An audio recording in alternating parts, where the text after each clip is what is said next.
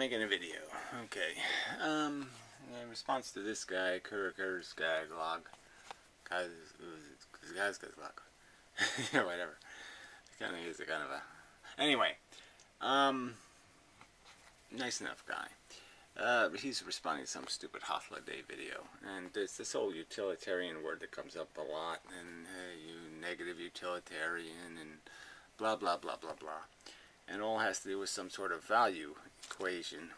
And so I guess I thought I would just make a quick argument for the fact that there really is no positive utilitarian, because in a sense, because most people's gratification mostly has to come at something's expense. So there's a price paid for it. Opening the door to risk thing, somebody pays, car accident, whatever it might be. There's all kinds of equations there that are just not, as a practical matter, justifiable on an individual case. It's only when you have established as a premise that these human beings will exist. Not that they have to exist, not that they really need to exist, but that they will, whether you like it or not. And then you have to have some sort of equation about how much it's going to cost to feed them or keep them comfortable. But that's sort of the premise. The premise is establishing the fact that somehow people have an entitlement to exist, and they really don't. And their desire to survive is like any other desire. It's like the desire to eat meat or any other desire. It still has to be justified or qualified as being something reasonable enough or necessary enough to be justified. And all it is a notion in somebody's head. If you say, I need to survive, all you're really saying is you have a notion in your head that somehow it's important that you survive. But there's no empirical or real or hard evidence that it's all necessary whatsoever, that your delusion will just die with you. Your notion in your head will disappear as soon as you disappear, and there'll be no evidence of any, ooh, how horrible. Just as there's no evidence of how horrible it is that the Martians don't exist. It's not horrible. There is no downside. In a sense, I just think this idea of utilitarianism in a positive way just doesn't work as a practical matter, because you're not an island kind of thing. You're not living independent. You're enslaving animals to a biosystem to create your oxygen and your thermal comfort and all this other crap.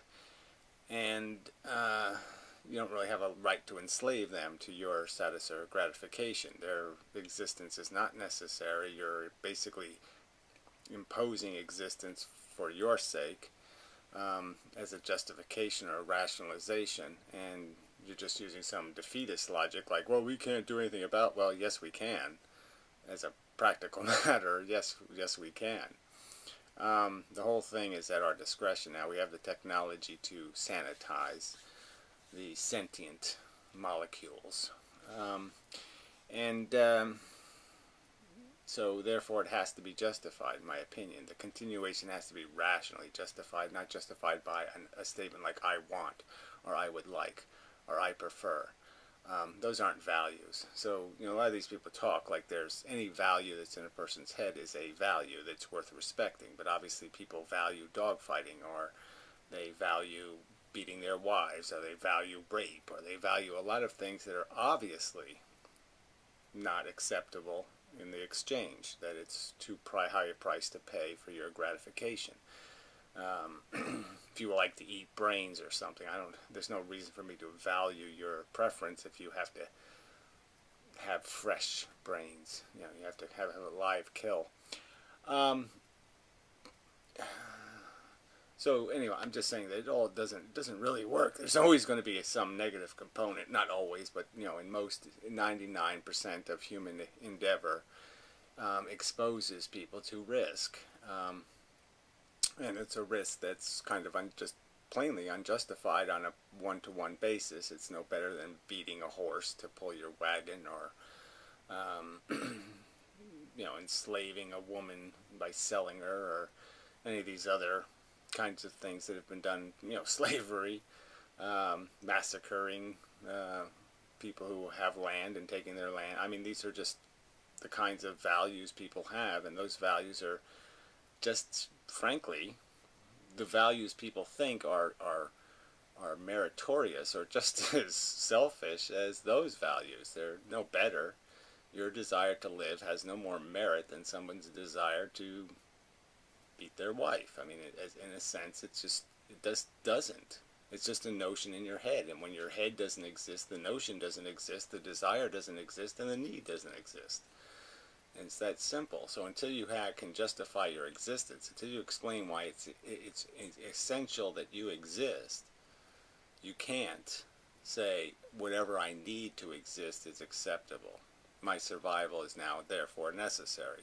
And none of that can be made necessary. It's clearly, dying is just a state of mind. You could be afraid of it or not afraid of it. And that's a matter of a thought process. It's a matter of half philosophy and half maybe psychology, but it's clearly just a thought.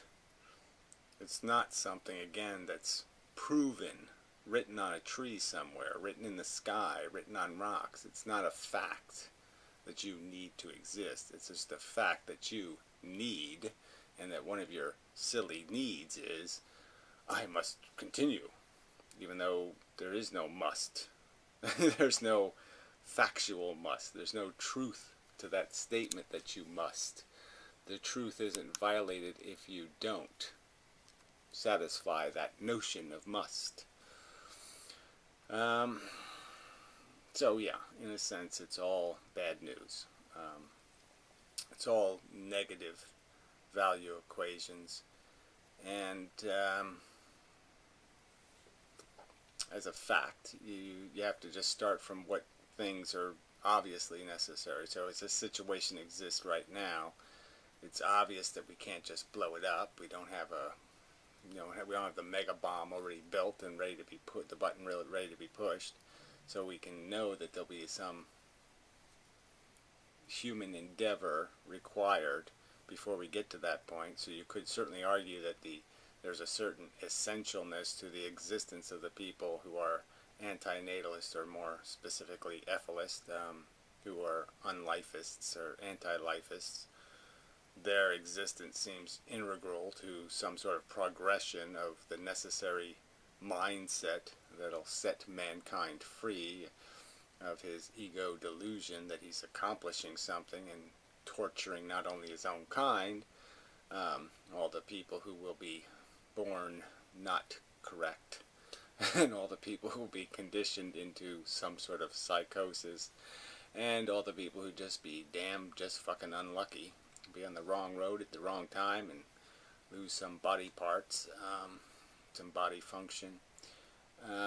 It's all the torment and misery that will be endured to satisfy nothing but a silly notion of go west, young asshole, or fat flabby asshole.